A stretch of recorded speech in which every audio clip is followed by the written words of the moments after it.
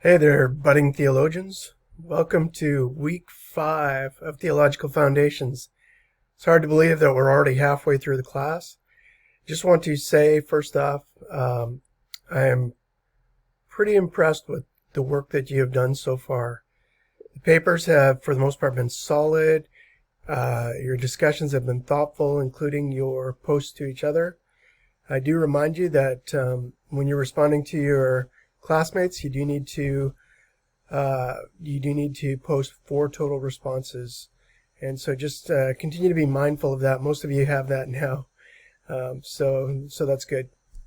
So as we come on to week 5 here, I want to let you know that we're moving into kind of practical theology. We're looking at this week, what does it actually look like to be a follower of Jesus? And that will include, what does it mean for a Christian to follow the leadership of the Holy Spirit?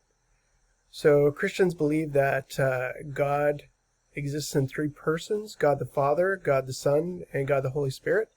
And if you want to learn more about that, a book that you could choose to write your book report on is The Shack, which reads like a novel, but has some really important things to say concerning understanding the Trinity.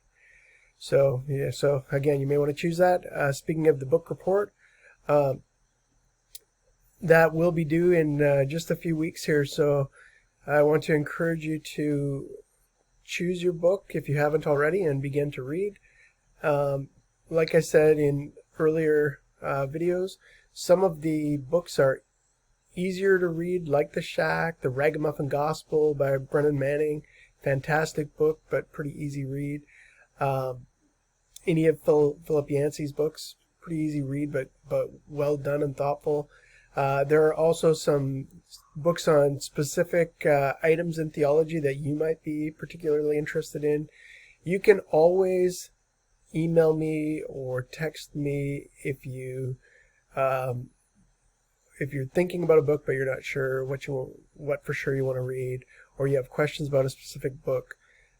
Feel free to do that. I'm happy to get back to you and try and help you find a book that's very fitting for you. Take note that next Sunday night your field paper is due, the church visit paper. Now, it is COVID time, so I have made allowance. You are obviously welcome to visit a church online, but you still need to do your research and you still need to follow the directions for the paper.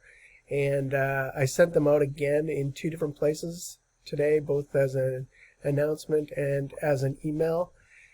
The rubric for that paper will be the same rubric that I used to grade the first paper, so it's the standard SPS rubric. So if you have questions this week as you're working on that paper, you are welcome to email me. If you have not done your official church visit yet, you can still do that next Sunday, but you need to have an idea this week, figure out which church you're going to go visit and what denomination they are. So Christian churches are broken up into numerous, literally thousands of different denominations, including Lutherans and probably 8 or 10 different kinds of Lutherans. And so you need to know what kind of Lutheran church, if you choose Lutheran, or what kind of Baptist church or Methodist church, because there's so many different kinds. So usually a church will have a name to it, like Grace Lutheran Church. Grace is just the name that the local church came up with to name their church, because they want to focus on the grace of God and they like that for a name.